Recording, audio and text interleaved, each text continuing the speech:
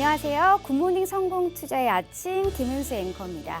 자, 우리 굿모닝 성공투자의 아침에서는요. 매주 월요일부터 금요일까지 그리고 아침 6시부터 7시까지 팍스경제TV의 최고의 증권 전문가들과 함께 주식 투자에 유용한 팁을 드리고 있습니다. 자, 최근 주요 시황이나 업종 분석 그리고 종목 분석이라든지 핫한 주식시장의 이슈를 분석을 해드리고 있습니다. 자, 주식 투자에 반드시 필요한 기초 교육부터 심화 교육까지도 진행을 하고 있는데요. 방송 내용에 대한 질문이나 방송 자료, 분석 자료가 필요하신 분들은요. 여기 하단에 나와 있는 노란통 메신저를 통해서 누구나 무료로 받아가 보실 수가 있습니다. 자, 하단의 안내와 같이 노란통 메신저를 실행하시고요. 오픈 채팅방 검색을 누른 다음 하단에 안내되어 있는 오늘 방송을 진행하시는 전문가님의 키워드를 입력하셔서 검색하시거나 만약 그게 너무 귀찮다 하시는 분들이 계실 겁니다. 자, 오른쪽 하단에 나와 있는 QR코드를 이용하시면 되는데요. 자, 스마트폰을 꺼내셔서 카메라를 실행하시고 이 QR코드를 가져다가 대시기만 하시면 바로 입장이 가능합니다. 자, 입장하셔서 방송 보고 왔어요 라고 하시면서 교육 자료 그리고 시황 자료 그리고 종목 상담까지 다 편하게 받아 가보시길 바라겠습니다. 자, 본 방송은 녹화 방송입니다. 일정 부분 시차가 있을 수 있다는 것을 감안해 주시고 시청해 주시길 바라겠고요. 자, 우리 굿모닝 성공투자의 아침에서는 팍스경제TV의 전체 증권 전문가님들 중에 수익률이 가장 좋은 메인 간판 전문가님들만 나오고 있습니다. 자, 오로지 수익률 상위 랭크자들만 이 굿모닝 성공투자의 아침에 출연할 수가 있기 때문에 우리 시청자 여러분들께 많은 도움이 되실 거다라고 믿고 있습니다. 자, 그럼 오늘 방송을 해주실 우리 전문가님 바로 만나보러 가실까요?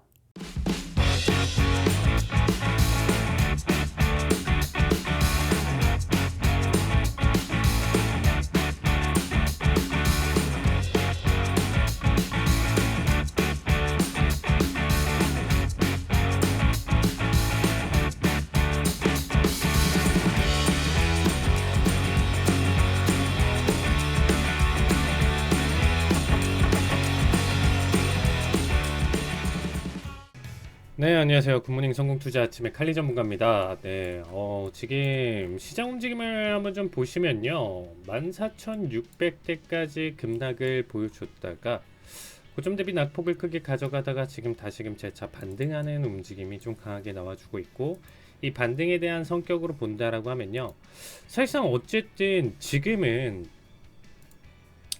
여기서 사실 전고나 부근대 이상까지 좀 넘어와야 확실한 반전이라고 좀 보시면 될 것 같고요. 지금 추세를 전환했다 라고 좀 표현을 하는데, 지금은 어쨌든 반전, 기존 하락 추세에서 반전을 뜻하는 지금 자리값이에요. 그러면 보통 여기 구간대에서 일단 좀 판단을 해볼 수 있는 내용 자체는요, 반전율이라고 좀 표현되는, 저는 피보나치를 좀 많이 활용을 하는 편이에요. 그래서 일단 반전이 나와주면서 바닥을 터치한 뒤에 이 구간대에서 특정 상승 흐름 자체를 좀 지켜본다라고 하면요. 일단 뭐 앞에서는 조금 더 작은 피보에 대한 관점으로 접근을 하다가 최종적으로는 가장 큰 피보까지 상승 자리값으로 생각해 봤을 때, 자, 15,170 구간, 여기 구간대가 일단은 무난한 382 자리값, 여기서부터 스타트예요. 그러니까 반전율은 과거 옛날부터 해서 사실상 많은 사람들이 이 꼭 피보나치를 활용을 안 한다라고 하더라도 기본적으로 이 반전율에 대한 내용 자체를 그동안 많이 차트를 보고 비율을 설정하면서 익혔었던 내용 중에 하나였어요. 자, 그럼 무슨 얘기냐? 일단은 과거 때부터 뭐 지금부터도 거의 뭐 100년 전 할 것 없이 그때 당시에 이제 하던 사람들도 대략적으로 뭐 35%, 낙폭 대비 35%, 38% 정도가 지금 전환되는 이 반전율이 굉장히 좀 중요하구나 라고 느꼈었던 거예요. 그리고 절반 소화하는 건 당연히 중요하고요. 최종적으로는 618 정도까지 해석을 보는 편입니다. 그래서 이 방향성의 역추세에 대한 지금 반전율 자체로 본다라고 하면요, 이 세 가지 값을 옛날부터 대략적으로 60%, 61% 혹은 62%라고 표현을 해요. 618 자리값이니까 62%. 이거는 이제 측정됐었던 자리값 50%, 이렇게 해서 이 세 가지에 대한 관점을 가지면서 시장의 반전율을 측정을 하는 거고요. 일단 반전이 나왔다라는 거는 우리가 생각해 볼 수 있는 반등 정도로 일단은 해석을 보시면 될 것 같아요. 그러니까 반등이 나왔을 때 이제 최대 상승, 일단은 단기적인 상승 흐름 자체를 이 세 가지 마디값을 기준으로 보는 거고, 이 이상 안착하면서 슈팅이 더 가져간다라는 것 자체는요, 이 밖의 영역은 추세가 전환됐다라고 이제 생각해 볼 수 있는 힘이다라는 거죠. 그러면 저는 지금 현재 어쨌든 15,511자리 값이 전체적으로 618 반등 자리 값인데, 여기에 대한 해석을 왜 가져가냐?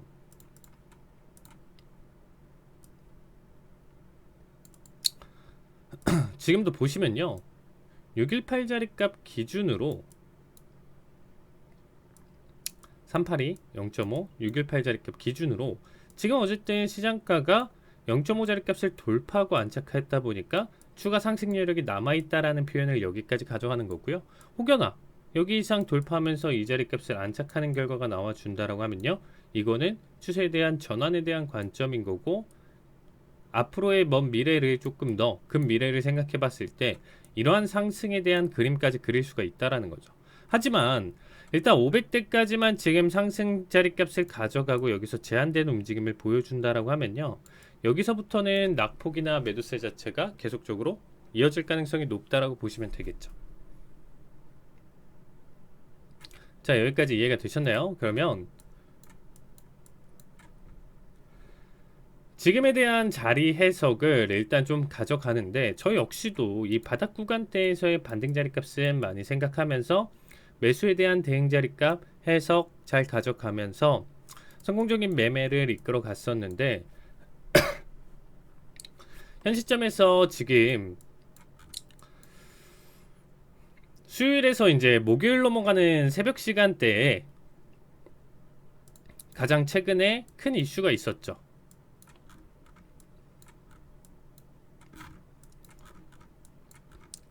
정말 상승도 정말 가파른 상승을 보여줬고요. 이미 본장 스타트 기준으로 해서 가파른 상승을 보여줬고, 추가적으로 오버슈팅까지 나와줬습니다.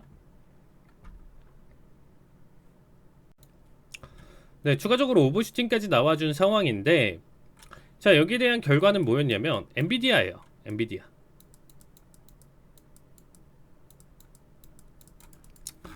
자, 시장에 지금 우리가 지금 현재 제가 보내고 있는 이번 한 주도 그렇고요, 다음 주도 그렇고요, 결국에는 지금 나와줄 수 있는 시장의 상방과 하방 압력을 기준으로 가져가면서 앞으로의 좀 방향성이 어떨지 우리가 확률상 높은 내용 해석을 한번 짚고 넘어가 볼게요.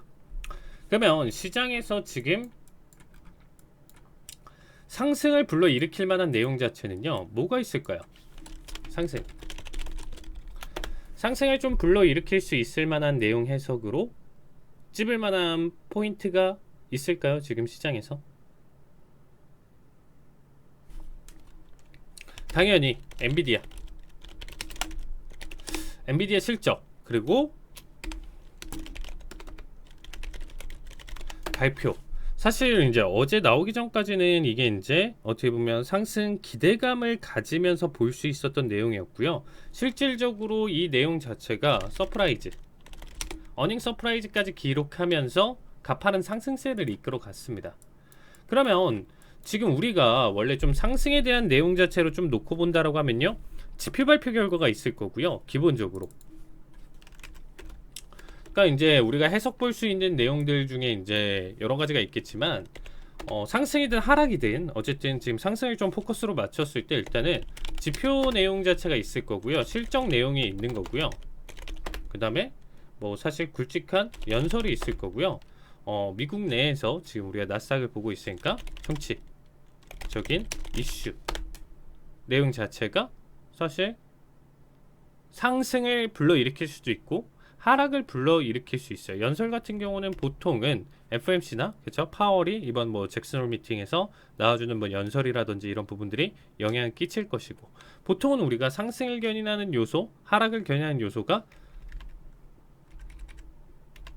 이 정도 안에서 포함이 되는데, 실적 자체는 사실상 보았을 때는 오케이로 볼 수가 있겠죠. 상승을 견인했으니까 앞에서 지금 엔비디아가 실적을 크게 보여줬고, 이거는 이미 이전에도 가이던스를 높여놓은 상황에서 그 이상의 서프라이즈를 쳤고 또 추가적으로 가이던스를 상향했었던 모습이 지금 같은 폭발적인 상승 흐름을 이끌어갔었던 요소였다라고 보시면 되겠습니다.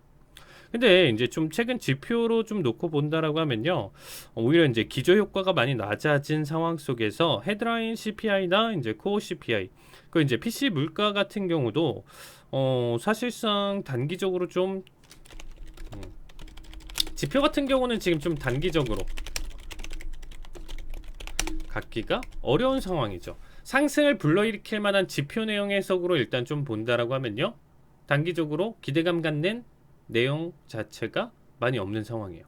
그러니까 이제 물가 자체로 놓고 본다라고 해도 사실상 그렇게까지 크진 않고, 고용 시장은 사실상 지금 수준의 변동성에서 그렇게까지 큰 차이를 계속 보여주진 않을 것 같아요. 추세가 어느 정도 형성되거나 갑작스럽게 뭐 나와주는 큰 상승과 하락이 나와줬을 때 그때 좀 이슈가 나올 것 같지, 지금 수준에서는 좀 많이 부족하지 않을까라는 생각이 들고 있습니다.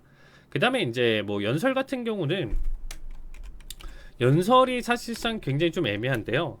특히나 이제 우리가 기준을 파월로 이제 놓고 본다라고 하면요, 파월 의장은 지금 사실상 올해 기준으로 계속적으로 스탠스를 크게 변화하지 않았어요.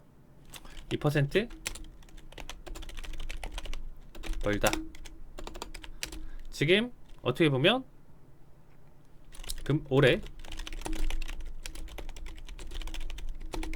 금리 낮출 생각 없다라고 얘기도 하고 있고요. 이 내용을 계속 가져가는데 어떨 때는 시장 참여자들이 받아들였을 때 상승을 가져가고 또 하락을 가져갈 때가 있어요. 그래서 사실상 이 파월이 등장하고 나오는 내용들 자체는요, 사실상 좀 내용이나 지금 계속적으로 스탠스는 똑같을지언정 받아들이는 입장과 지금 현재 위치에서의 받아들이는 입장이 조금 차이가 날 가능성은 있다. 그래서 요걸로는 확실하게 좀 애매한 부분이고, 뭐 사실상 정치적인 이슈 자체로 놓고 본다라고 하면요, 상승을 불러일으킬 만한 내용 자체로는 사실 이전에 좀 많이 끝났다.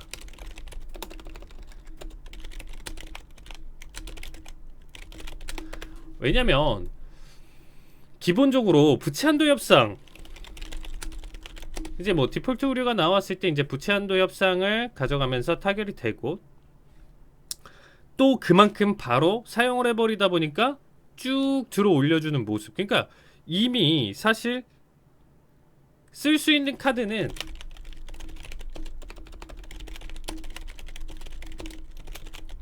어쨌든 다시금 재선을 위해서 정말 많은 노력을 했었는데, 그게 시장의 상승을 분명히 단기적으로 돈을 풀어버리는, 유동성을 증가시키면서 풀어버리는 내용 해석으로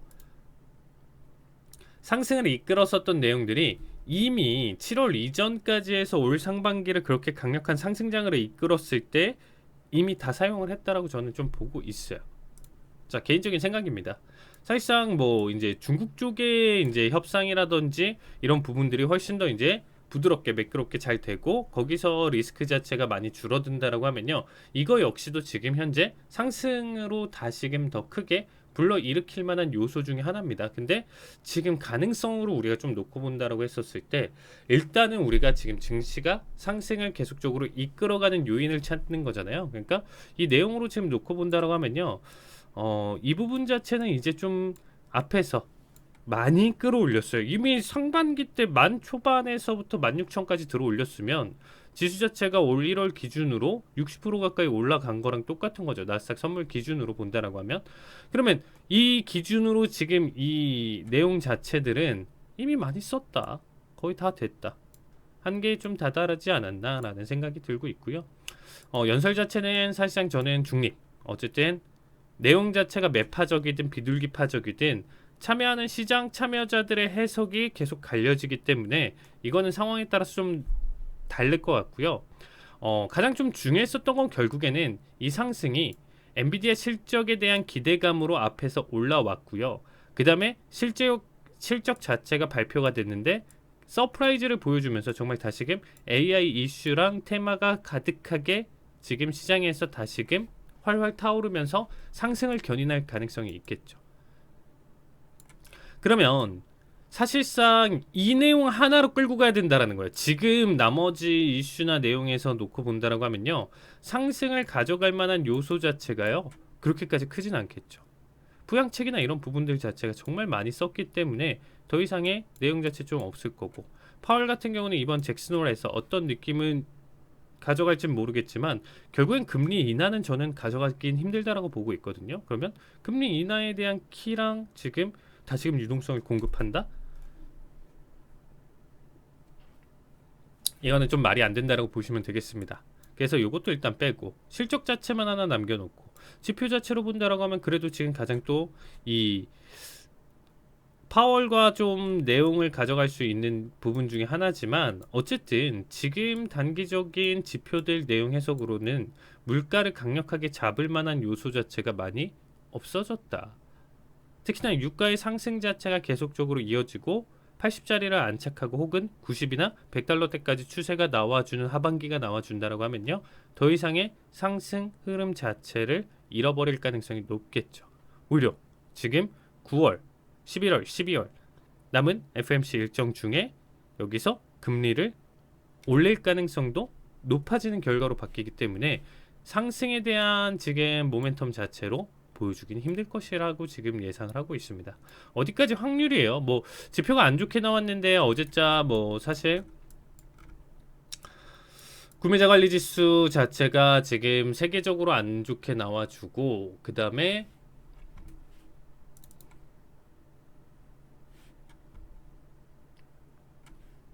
미국 역시도 안 좋게 나왔었는데 엔비디아 하나로 이렇게까지 끌어올렸어요. 그러니까 지금은 사실 정말 이 엔비디아가 끌고 지금 계속적으로 이끌어 갈 수 있는지 여부만 판단해 주시면 될 것 같아요.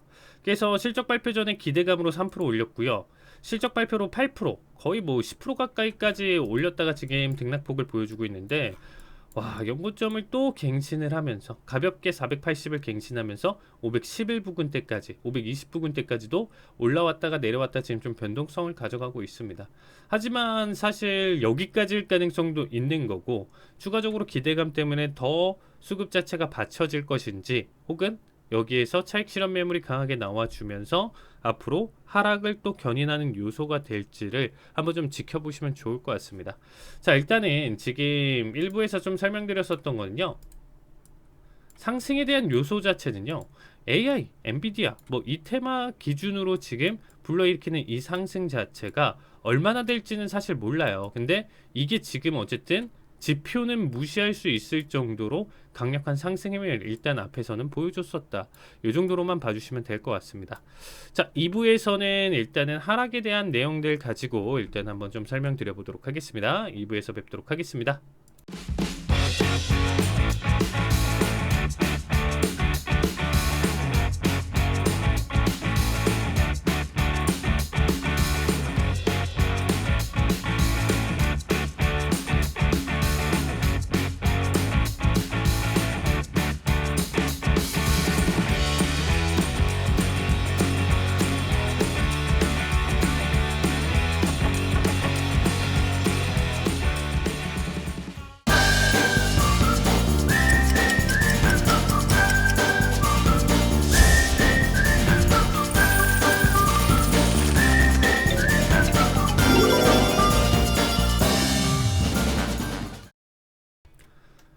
네, 안녕하세요. 굿모닝 성공투자팀 칼리 전문가입니다. 네, 2부에서 지금 일단 좀 다룰 만한 내용 자체는요, 자, 고점 대비 낙폭을 크게 가져간 상황 속에서 지금 일단은 반전율에 대한 내용 자체를 가져왔습니다. 618자리 값까지를 일단은 반전에 대한 내용 해석, 반등인 거죠. 그러니까 618에서 저항을 맞는다라고 하면요, 단기 반전, 반등 정도 보여주고 나서 다시금 추세가 꺾이는 결과 정도 해석으로 좀 봐주시면 될 것 같은데, 자, 어쨌든 우리가 이 반전이다라는 거는, 그러면 앞에서는 지금 반전율에 대한 내용 자체 피보나치에 대해서 일부에서 설명을 드렸으면요, 이 반전율에 대한 내용 자체를요, 우리가 추세선을 가지고 이제 좀 판단을 했었을 때 어떻게 가져가는지에 대한 내용이에요. 그러면 이거를 이제 부채살의 원리로 이제 좀 설명을 많이 하는데, 부채살 같은 경우는 지금 일단 좀 만들어지는 내용 자체에서 세 개의 추세선이 좀 존재한다고 보시면 될 것 같아요. 그러면 지금은 앞에서 꼭 처음 나왔었던 얘를 뭐 이탈했으니까 여기서 하나 더 그려주고 뭐 가져가는 거는 사실 문제는 없어요. 그러니까 해석은 뭐냐면 먼저 하락이 앞에서부터 좀 강력하게 견인이 됐었기 때문에 이 하락 추세선을 만드는 기준을 일단 좀 놓고 보면 먼저 캔들의 이탈이 없어야 돼요. 그러니까 우리가 과거로 넘어갔었을 때 이렇게 과거를 좀 넘어가고 이전 내용에서 만들어질 수 있는 유효한 추세선을 만들어 보는 거죠. 앞에서 너무 기울기가 완만한 수준의 추세선을 만드는 것은 의미가 없습니다. 그렇기 때문에 지금 단계에서는 한 요 정도 선에서 일단 좀 바라볼 수가 있고 여기도 윗꼬리를 잡았으니까 이탈이라고 좀 판단을 한번 해볼게요. 자, 그러면 여기는 이탈이다라고 좀 꼬리를 가지고 넘어갔기 때문에 애매한 구간 해석인 거고 확실한 이탈을 보여주고 나서 다시금 내려오긴 했지만 확실한 이탈을 보여줬었던 결과는 여기서 나왔었죠. 그럼 추세선을 과거에서 만들어놨었던 내용 중에서 이탈을 보여주고 나서 내용 해석이다 보니까 두 번째 내용 자체는요, 이 이탈한 결과를 가지고 한 번 더 잡아 놓는 거예요. 이렇게. 그러면 하나의 기준점은 계속 유지겠죠. 이 하나의 기준점은 유지고 처음에 얘를 기준으로 만들었다가 두 번째는 얘를 기준으로 만들었다가 세 번째 기준은 지금 뭐 나오는 내용에서 얘가 확실한 이탈을 보여줬다 라고 판단을 하면서 여기서 가져갈 수도 있어요. 근데 이거는 조금 가볍다라고 좀 표현 드릴 수 있는데 결론적으로는 이 추세를 여기서 꺾어나가는 과정에서 쓸만한 요소지만 조금 부족하다고 생각해요. 그러니까 뭐 여기 자리값까지는 봐야 되지 않을까.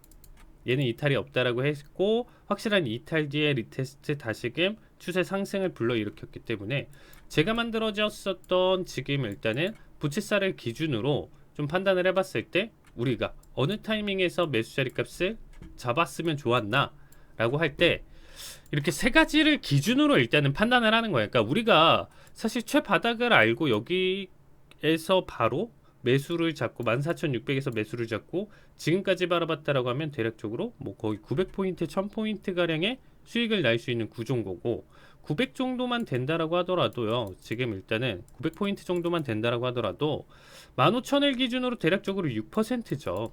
지수를 기준으로 6%의 지금 상승이 나왔다라는 거는 바닥 대비 일단 생각해 볼 수 있는 게 뭐 레버리지를 이용한 상품들에 투자를 했다라고 하면 지수 상품을 봤다라고 하면 뭐 TQQQ, SQQQ 뭐 이런 것들을 활용을 해서 판단을 했다라고 하면요. 지금 자리에서도 무려 18%의 단기 수익을 이끌어갈 수 있는 거고 선물에 대한 대응으로 일단 좀 본다라고 하면요. 이 금액대가 정말 크겠죠. 그러니까 이제 사실 이 바닥을 최바닥을 기준으로 잡는 거는 어느 정도의 이제 운도 따라줘야 되고 최바닥이다라는 그 내용 자체가 앞에서 이미 이렇게 강력한 하락을 견인하고 있는데 지금도 상승을 이렇게까지 강하게 견인을 하고 있는데 여기가 이제 딱 고점이다 알고 여기서부터 바로 매도를 잡는 행위랑 지금 똑같은 결과인 거예요. 그러니까 우리가 이제 과거로 놓고 본다라고 하면 이제 찍히고 이렇게 봤었으니까 아 여기서 매수했으면 딱 좋았겠다라고 이제 지나가면서 얘기할 수는 있겠지만 지금 현재 구간에서 아 여기서 매도해가지고 말도 안 되는 대폭락 아 여기서 매도했으면 너무 좋았다 해석하기 힘들다라는 거예요. 이해되시죠? 자 그러면 뭐가 됐든 만약에 여기서 이 상승을 예측하고 판단을 하고 지금 반전이 나왔을 때 최대한 보수적으로 지켜보면서 생각한다라고 하면요. 여기 구간 타이밍까지 본다라는 거예요. 그러니까 하나의 추세 라인대를 이탈하는 단기 이탈하는 결과 같은 경우는 첫 번째 이탈은 여기서 보여줬어요. 여기 화살표 그린 여기서 첫 번째 이탈이 나왔습니다. 1번 이탈이 나왔는데 여기서는 뭐냐 앞에서 매도 포지션을 단기적으로 일단은 좀 정리할 만한 내용 해석이라고 보시면 될 것 같고요. 두 번째 이탈 같은 경우가 지금 좀 바라봤었을 때 첫 번째 이탈 나오고 추세선 만들어지고 두 번째 이탈은 여기였던 거예요. 그러니까 여기 구간대에서 바로 매수 포인트를 잡는 게 아니고 지금 이 두 번째 추세선이 첫 번째 추세선 이탈에서 두 번째 추세선 만들어지고 여기서는 세 번째 추세선이 만들어지는 과정이기 때문에 한 번 더 특히나 이 3번이 이미 여기서 만들어지는 과정이에요. 세 번째가 만들어지는 과정이 여기고요. 여기서 특히나 두 번째 지금 이 추세 라인대에서 지지를 보여주고 나서 상승의 결과가 나왔을 때 여기서의 이제 돌파 움직임 추세 자체는요 강력할 가능성이 있기 때문에 여기서 매수 시도를 하면서 지금의 상승을 끌고 갔어도 괜찮았다라는 거죠. 사실상 저는 여기서 이러한 매수 자리값을 못 가져가긴 했어요. 왜냐면 주요 이슈가 있고 새벽 6시에 발표가 있기 때문에 앞전에 오히려 눌림이나 변동성이 심할 것이다 라고 예상을 했었는데 이렇게까지 깔끔한 원웨이 상승은 사실 저 역시도 예측을 하진 못했습니다. 하지만 우리가 이론이다라는 거예요. 우리가 꼭 이론을 알고 있고 뭐 과열 구간, 과매수 구간, 과매도 구간에서 대응하는 방식, 이평선 지지를 받았을 때 혹은 돌파를 했을 때 대응하는 방식은 다들 알고 계시지만 결국에는 이러한 모든 기술적 내용들을 알고 나서 본인의 선택에 따라 달라진다라는 거죠. 시장 해석에서. 지금은 여기서는 이제 원칙상으로 바라봤을 때는 매수 타이밍을 잡는 건데 매수가 손이 안 나갈 수도 있잖아요. 그렇죠? 저는 이제 크게 손이 나가지는 않았었던 상황인데 어쨌든 뭐 실적과 기대감과 더불어서 강력한 슈팅으로 상승으로 일단은 시장이 마감을 가져갔었던 상황이었습니다. 그러면 이게 이제 반전, 그리고 앞에서 말씀드렸던 511 돌파하지 못한 시점까지는 현재 뭐 변동성 해석 한 번 더 슈팅 정도까지는 생각해 볼 수가 있는 거고 그 이상 안착한다라고 하면 진짜 매수에 대한 관점 해석으로 볼 수가 있겠죠. 어쨌든 바닥 대비 너무 지금 단기 가파르게 들어 올려준 자리값 해석이었습니다. 그러면 여기 구간대를 대략적으로 우리가 500까지는 그래도 좀 더 브로드하게 잡아주면서 이 상승을 견인할 수 있는 최대치 부근대를 여기 정도로 해석을 본 다음에 결국에는 지금이 꺾일 수도 있고요. 좀 더 올랐다 꺾일 수도 있고 제가 표시한 마디값까지 꼭 굳이 더 찌르기 나와주고 꺾일 수도 있어요. 근데 만약에 이제 꺾는다라는 관점으로 우리가 좀 지켜보는 거죠. 하락에 대한 요소를 지금 생각하면서 보는 거예요. 상방이 아니고 상승이 아니고 하락에 대한 요소를 일단 좀 놓고 본다라고 하면요. 일단은 앞에서 지금 고점에서부터 이제 꺾었었던 요소를 이제 좀 판단을 해본다라고 하면 자 1번 내용으로 일단 좀 살펴봤었을 때 먼저 피치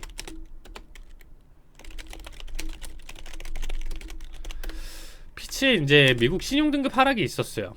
사실 이전에 지표들 같은 경우가 사실 그러니까 제가 아까도 이제 상승을 불러일으킬 만한 요소가 없다라고 했었죠. 그만큼 더 강력하게 2%대로 돌리면서 물가가 확확 낮아지고 이러한 모습들이 연출되기가 더 이상은 조금 버거운 수준에 놓여져 있기 때문에 힘들다는 표현을 했었는데 피치 신용등급 미국 자체 이제 신용등급 하락을 좀 가져갔었을 때는 그 역시도 좀 애매했어요. 그러니까 또 이게 지표로 기준으로 좀 본다라고 하면 또 강력한 하락을 또 불러일으키기가 좀 애매하다라는 거죠.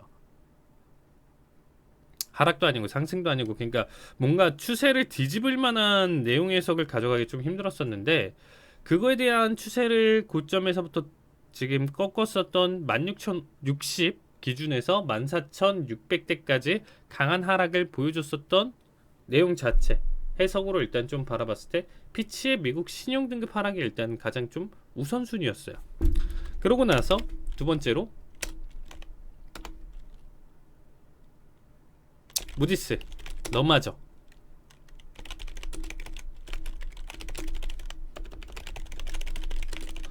미국 중소은행 기준으로 일단은 신용등급 하락을 보여줬었죠. 사실 피치가 먼저 미국의 이제 신용등급을 처음에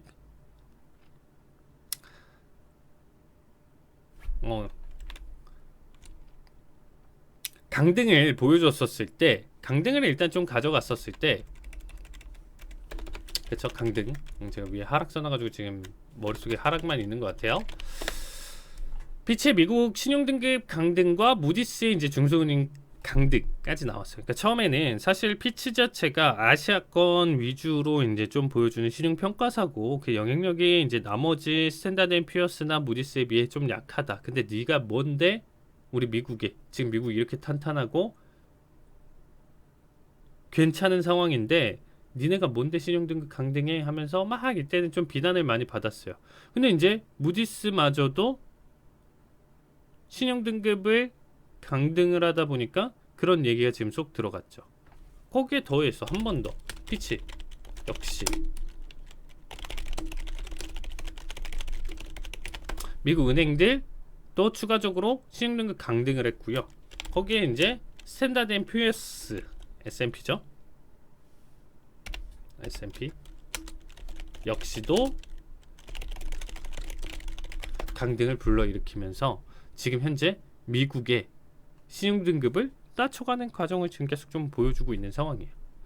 이 지금 뭐 하락을 이거를 뭐 사실 1번으로 좀 표현을 할 수가 있겠죠. 이 내용 자체가 결국에는 하나로 좀 정리하면 모든 신용평가사, 국제 신용평가사에서 지금 현재 미국의 신용등급 하락을 하는데 강등을 하는데 그 강등에 어떻게 보면 가장 큰 이슈나 내용으로 일단 좀 놓고 본다라고 하면요. 결국에는 은행 쪽에서 뭔가가 터지겠다. 은행 쪽이 너무 지금 부실하고 안 좋은 상황이다. 라는 내용으로 일단은 정리해 볼 수가 있고요. 두 번째로 본다라고 하면 최근에 이제 미국채 10년물 급등 그리고 뭐 모기지 30년 지금 7%대까지 급등 7%대까지 뭐 사실상 한 번에 뭐 1에서 7%까지 올라간 건 아니지만 어쨌든 좀 보시면요.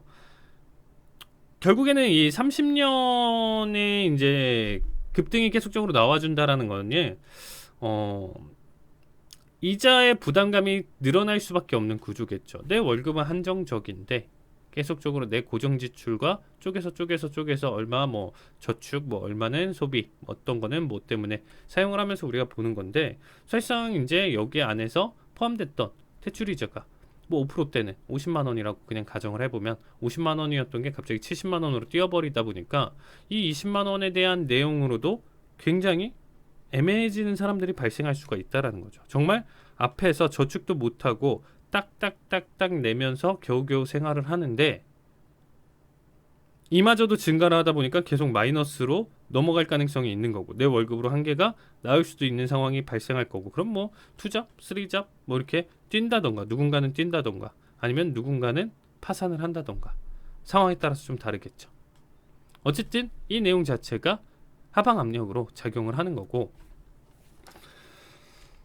세 번째로 놓고 본다라고 하면 이 미국채 10년물의 급등 자체가 그럼 결국에는 은행 관련 쪽으로도 지금 해석을 같이 연결시킬 수가 있어요. 그래서 이 내용들이 점점점 이 신용 등급의 강등의 역할로 다가갈 가능성이 높다라고 보시면 되겠습니다. 자, 그리고 이제 중국 쪽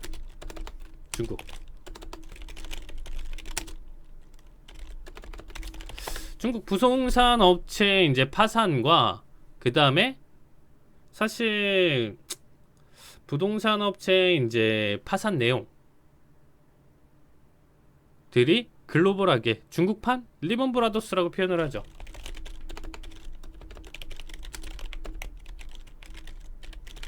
이 내용 자체가 사실 전 세계의 경제를 좀 흔들 수도 있는 내용 중에 하나예요.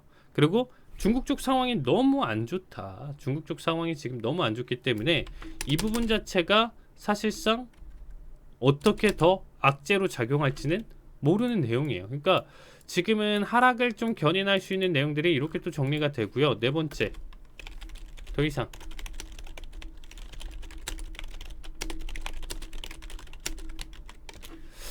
기저효과를 받기 힘든 헤드라인 CPI 유가는 이미 최고점에서 최바닥일 때가 가장 기저효과가 컸었겠죠. 근데 점점점 얘는 떨어지고 얘는 올라가는 형태가 나오다 보니까 여기서 기저효과를 받기 힘들고 거기에 따라서 코어가 아닌 헤드라인마저도 다시금 3% 언더로 추세가 나와주기는 힘든 구조로 바뀔 가능성이 있다. 그러면 하락에 대한 요소들 자체가 전체적으로 굉장히 큰 상황이죠. 특히나 이제 이 신용등급 강등에 대한 내용 자체를 계속 확대 해석을 가져간다라고 하면요, 딱 폭을 키워갈 수밖에 없는 거고 은행 쪽 기준으로는 안 좋은 결과가 나와줄 수밖에 없을 것 같습니다. 그래서 일단은 좀 정리를 본다라고 하면요, 지금 현재 이슈나 내용으로 일단 좀 단기적으로 보여줄 수 있는 하락에 대한 모멘텀들이 이렇게 지금 작용을 하고 있다, 이렇게 봐주시면 될 것 같습니다. 자, 3부에서는 그러면 이 하락에 대한 내용 자체를 조금 더 상세하게 가져가면서 마저 진행하도록 하겠습니다.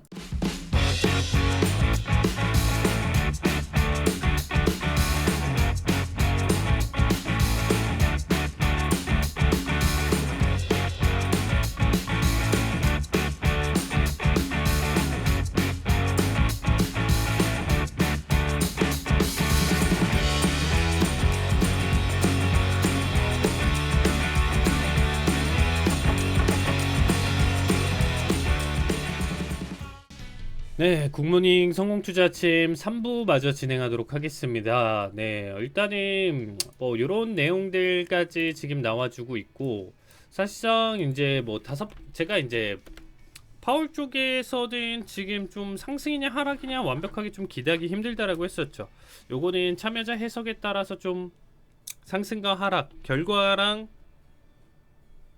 다르게 결과 해석이랑은 상관없이 좀 다른 결과가 나올 수 있기 때문에 이거는 좀 배제하고, 그러면 다섯 번째 이제 내용으로 본다라고 하면 지금 네 번째까지가 이제 지표에 대한 결과인데, 지표에 대한 내용으로 일단 좀 더 놓고 본다라고 하면 PC라든지 코어까지도 지금 좀 생각해 봤었을 때 아직까지는 조금 힘든 상황이에요.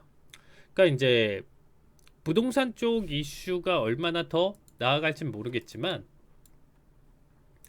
물가 기준으로 본다라고 하면요, 지금은 잡히기 힘든 상황으로 점점 더 바뀌게 된 상황이고, 이 내용 자체가 결국에는 파월이 적어도 우리가 지금 그래도 확률상 가장 높게 생각할 수 있는 것 중에 하나가 추가적으로 금리를 한번 언제 올릴 것이냐, 올릴 거냐 안 올릴 거냐, 이게 중요한 게 아니고요.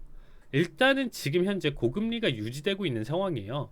고금리가 유지되고 있는 상황인데,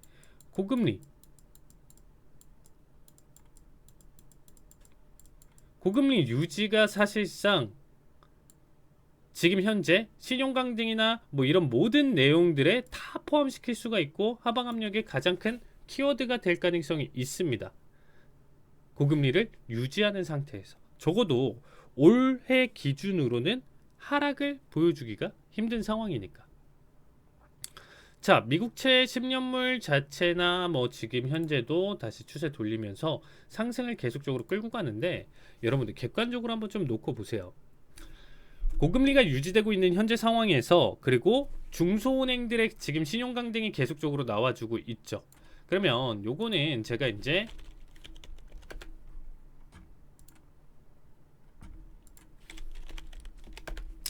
프레드에서 이제 좀 나와져 있는 내용인데, 방송에서도 이제 좀 자주 언급하지만, 자 보세요. 지금 현재 결과가 이게 단기 대출 프로그램으로 1년 만기 프로그램으로 일단 나왔는데, 제가 계속 강조드리죠. 4월에서 5월 정도까지는 사실상 지금 앞에서 지역은행 SVB 사태를 기준으로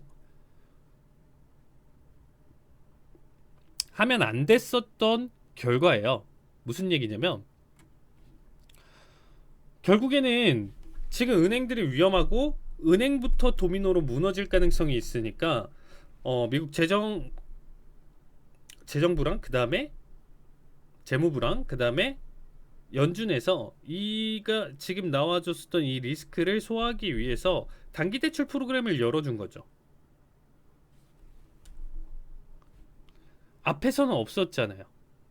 대출에 대한 금액이 없었다가 이번에 새로 만들어진 건데, 그래 니네 지금 뭐 유동성 위기나 여러 가지 있는 거 알아. 그러면 지금 뱅크런 발생하면서 계속 파산 지역은행 다 나오면서 그게 점점점 상위로 뻗어나가면서 은행 시스템 자체가 붕괴될 가능성이 있기 때문에 이걸 막기 위해서 이 프로그램을 썼다라는 거죠. 그러면 결론적으로는 추가적으로 엄청난 돈을 풀어준 개념이 되는 거예요. 은행을 상대로 대출을 크게 해주고, 이 대출이 단기적으로 그래 우리 지금 단기적으로 좀 힘들었어, 소화시켰네. 그 다음에 여기서 그대로 다시금 다 갚아나가야지. 어차피 1년 만기니까 지금 단기적인 유동성 해결했고, 이제 좀 정리하면서 2달, 3달 정리하면서 이제 갚아서 다시 이 내용 자체가 빵으로 가긴 힘들겠지만, 어쨌든 횡보 또는 하락에 대한 결과로 지금 추세가 나왔어야 되는 건데, 지금 추세가 어떤가요? 아니야, 해결 안 됐어. 더 힘들어. 계속 고점을 계속 그리고, 그러면 앞으로 우리가 지금 생각해 볼게, 이제 괜찮아 됐어 하면서 추세를 떨구기보다는 더 힘들어, 돈 더 빌려줘 계속 올라갈 가능성이 있겠죠. 이거는 어떻게 보면 우리가 지금 현재 못 살겠어서 대출을 왕창 끌어다 쓰고 빚을 지는 상황이랑 똑같은 거예요. 단기적으로 내 눈앞에는 현금이 있고 어떻게 보면 생활하는 데는 문제는 없겠지만 그 모든 게 빚이라는 거죠. 그리고 그 빚이 계속 늘어나는 결과가 나와주고 해결은 안 되고 빚만 늘어가는 형태, 이게 건강한 상승이나 내용을 이끌어갈 수는 없겠죠. 대신에 이렇게 지금 나와주는 결과였던 게 결국에는 시장의 유동성을 크게 풀어줬기 때문에 우리가 양적 완화를 가져갔었던 것처럼 단기적으로 주가의 상승을 크게 불러일으켰었던 요소 중에 하나였어요. 근데 이게 한도 끝도 없이 올라가긴 힘들 것이고, 이런 부분들이 계속 쌓이면서 신용 강등과 대출 규제 강화가 지금 잡혀 있는 상황이에요. 대출 규제 강화가 지금 있다라고 하면요, 개인도 힘들고요, 이거를 지금 좀 빌려서 운영을 해야 되는 기업 입장에서도 힘들어요. 기업 자체로 지금 좀 본다라고 하면 뭐 스타트 기업, 스타트업, 벤처 기업, 이런 지금 캐시카우가 없는, 어떻게 보면 우리는 어떠한 기술 개발을 통해서 이거를 나중에 빵 터트리겠다 하는 기업들 같은 경우는 지금이 다 마이너스일 수밖에 없는데, 이 마이너스마저도 제한이 크고 이율 자체가 너무 비싸다라고 하면요, 더 이상 못 버티고 파산할 가능성이 높겠죠. 결국에는 지역은행에 대한 지금 지역은행들, 중소은행들 다 상관없이 대출 규제가 더 강하게 조여들을 수밖에 없어요. 본인들의 유동성마저도 지금 위협을 받고 있다 보니까 확실하게 해야 되는 상황이기 때문에 막 퍼줄 수가 없다라는 거죠. 거기에 따라서 이미 미국채 10년물이 10년을 보유를 해야 그 플러스 알파 이율을 주는 건데, 불과 지금 코로나 딱 그때 초창기 아니면 그 이전까지만 놓고 본다라고 하면요, 뭐 말 맞다나 진짜 1, 2% 수준도 안 되는 금리를 10년을 보유를 해야 되는데, 지금은 4%, 뭐 5% 찍으려고 하고 있고요. 장단기 금리까지도 역전이 되고 있는 상황이에요. 그러면 이때 사놓고 지금 만기까지 기다린다라고 하면요, 좀 표현이 좀 저급하지만 똥값이 된 거잖아요. 이때 산 사람들보다는 지금 사서 4%, 5%, 뭐 그 이상까지 좀 느끼면서 플러스 알파를 느낀 사람들은 결국에 이 채권이라는 게 만기 때 주는 돈이 10,000원이다라고 하면요, 이전에 산 사람은 9,900원에 사가지고 9,900원에 사서 이 10,000원을 받기 위해서 지금 10년을 기다리는 건데, 이미 3, 4년 해서 아직까지도 6년이 남은 거예요. 6년 동안 해서 100원 벌라고 지금 이렇게 하는 거예요. 근데 이미 막 5%다 가정을 하면 대략적으로 그냥 9,500원이라고 그냥 대략적으로 해볼게요. 지금은 9,500원에 싸게 사서 500원을 이득 보는데, 뭐 기간 좀 더 있다라고 하더라도 100원 벌려고 6년 기다리는 것보다, 그쵸? 500원 벌고 10년 기다리는 게 훨씬 이게 차이가 크다라는 거예요. 이게 지금 100원이라고 표현했죠. 이게 여러분들 억이라고 표현해보세요. 100억과 500억의 차이, 조라고 생각해보세요. 100조와 500조의 차이예요. 그러니까 금액대에는 채권 시장에 당연히 확정적인, 어떻게 보면 이자를 주는 셈이기 때문에 금액대가 정말 큰 돈 금액대들은 다 이 채권 시장에 몰릴 수밖에 없어요. 채권 시장이 그래서 주식 시장보다 덩치가 더 클 수밖에 없는 구조인 거고요. 근데 이미 앞에서 너무 많은 돈을 썼어요. 이자가 또 작은데 채권을 사서. 지금과 비교를 해본다라고 하면요, 이 내용들 자체가 부담일 수밖에 없는 거고, 은행 자체에선 계속적으로 리스크가 발생할 수밖에 없고, 이 내용이 고금리 유지가 계속적으로 더 지속되는 거는 내년 상반기 때까지도 언제 풀릴지 몰라요. 이게 문제라는 거예요. 지금 한 번에 더 금리를 올릴 것이냐 말 것이냐, 이런 싸움은 이제 끝났어요. 그냥 지금 현재 수준의 고금리가 계속적으로 언제까지 유지가 되면서 이게 어떤 특정 섹터, 은행이 될 수도 있고요, 어떤 특정 기업들이 될 수도 있고, 여기에서 스트레스를 보면서 파산 위기로 계속 치달을 수밖에 없는 구조라는 겁니다. 그런 결과값들이 하방 압력의 가장 큰 내용으로 작용을 하는 거고요. 말 맞다나 지금 사실 이 모기지 이 30년이 이제 좀 본다라고 하면요, 이 30년 금리가 지금 7%대까지 올라왔잖아요. 근데 불과 여러분들 21년 말, 그러니까 지금으로부터 1년 반 좀 더 전에 기준으로 놓고 본다라고 하면요, 그때만 하더라도 3%였어요. 3%였던 게 지금 2배가 됐죠. 가뜩이나 우리가 이렇게 장기 대출을 받으면서 다달이 계속 내야 되는 이 이자 압박도 분명히 있는데, 누군가는 100만 원 내야 되는 게 200만 원이 넘는 자리로 바뀌었다라는 거죠. 월급이 그만큼 뛰면서 넘어갔으면 상관이 없겠지만 그게 아닐 가능성이 굉장히 높잖아요. 우리가 누군가는 직장을 뭐 옮긴다던가 승진을 하면서 올라가지만 뭐 대다수의 사람들이 여기서 만약에 막 드라마틱한 상승을 불러일으킬 수는 없을 거고 대출 규모에 따라서도 차이가 있을 거예요. 그러면 우리가 일단은 기본적으로 뭐 옷을 산다던가 그 다음에 이제 뭐 휴대폰 혹은 뭐 이제 간단한 가전제품을 사는데 뭐 비싼 거는 뭐 200만 원, 300만 원도 더 넘을 수도 있는 거고요. 뭐 이런 돈을 쓰는데 엄청난 대출을 지금 할부를 어마어마하게 가져가면서 무리하게 사는 사람들은 많이 없겠죠. 그러니까 대출에 대한 내용들이 본다라고 하면요, 덩치가 정말 큰 금액들. 그러면 대출을 이렇게 받아가면서까지 하는 것들은 대략적으로 우리가 좀 정리를 할 수 있는 게 집 혹은 차예요. 그러면 이미 더블이 됐어요. 모기지 30년은 일단은 더블이 된 상황이고, 그 다음에 이제 차량으로 이제 좀 놓고 본다라고 했었을 때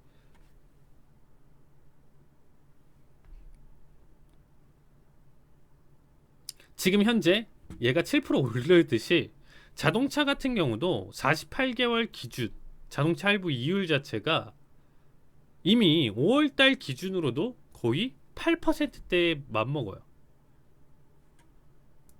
그러면 점점점 더 이 덩치 큰 부분들에 대해서 압박이 온다라는 게 어쩔 수 없이 사는 사람들도 있을 거예요. 그리고 이미 산 사람들도 있을 거고, 그 이율 자체가 지금은 압박으로 다가올 수밖에 없겠죠. 이미 산 사람들은, 이렇게 대출을 받았었던 사람들은 지금 현재가 너무 압박이 크다 보니까 나머지에서 내가 이미 월급이 300만 원이에요 만약에, 그 원래는 생각했었던 뭐 내가 생활비 뭐 기본적으로 뭐 숨만 쉬고 이것저것 나가는 거 뭐 따진다라고 하면 뭐 100만 원, 그 다음에 여기서 뭐 더해서 뭐 만약에 또 100만 원을 써요. 그냥 뭐 이게 뭐 아이들 뭐 교육비가 될 수도 있는 거고, 어쨌든 뭐 숨만 쉬면서 나가는 게 최소 200만 원이고, 그 다음에 또 뭐 어떤 거 때문에 뭐 50만 원이 추가적으로 지출이 이루어지고,